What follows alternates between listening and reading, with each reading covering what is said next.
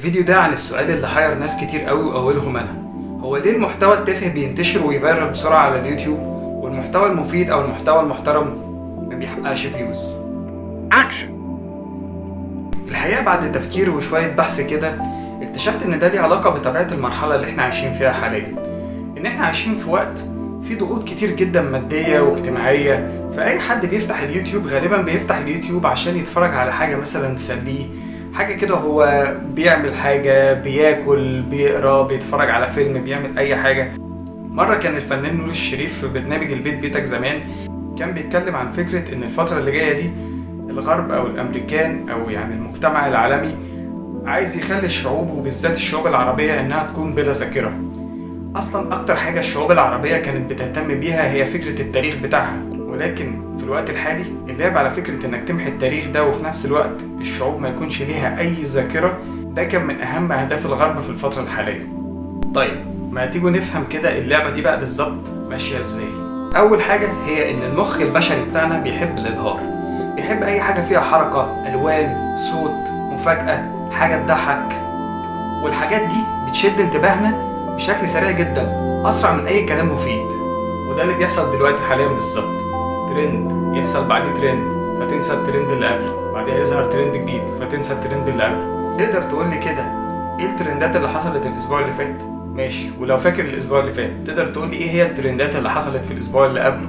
هتلاقي نفسك ما بتفتكرش اي حاجه، مجرد ما الترند بيخلص انت بتنساه اصلا. يعني مثلا لو قدامك فيديوهين، واحد في فيديو بيقولك ازاي تطور من نفسك، والفيديو التاني واحد بيجري او بيعمل جامبنج عالي جدا من مكان لمكان، تفتكر انت هتبص على انهي فيديو فيهم؟ طبيعي هتبص على اللي بيعمل جامبنج.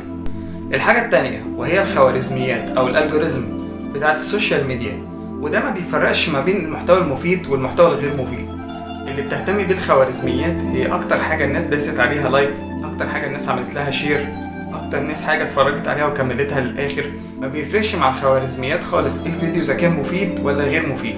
الحاجه الثالثه هي ان المحتوى التافه سهل وسريع الهضم، لكن المحتوى المفيد بيحتاج تركيز ووقت، والناس ما عندهاش لا وقت ولا طاقه ولا مجهود انها تشوف حاجه اصلا مفيده، لانها اصلا تعبانه ومضغوطه نفسيا، عايزين حاجه تسليهم، تضحكهم، يقضوا بيها شويه وقت حتى لو كانت الحاجه دي تافهه. هل ده معناه ان احنا ما نعملش محتوى مفيد؟ لا، نعمل محتوى مفيد ولكن نغلفه بشكل ذكي. تعال اقول لك ازاي نخلي المحتوى المفيد ينتشر برضه زيه زي المحتوى التافه.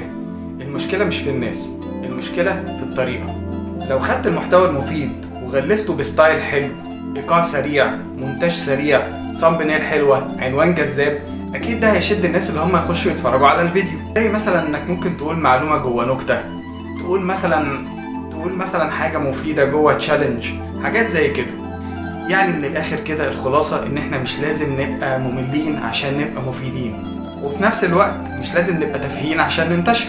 يعني من الاخر كده نقدر نعمل المحتوى اللي احنا مؤمنين بيه ولكن بذكاء. بس كده، لو شايف ان الكلام ده مهم ومفيد اعمل له شير، يمكن الكلام ده يوصل لحد بيحاول يعمل محتوى مفيد ولكن محبط برضه من فكره قله الفيوز او قله ان هو مش بيفايرل. بس كده، اشوفكم في حلقه جديده، سلام.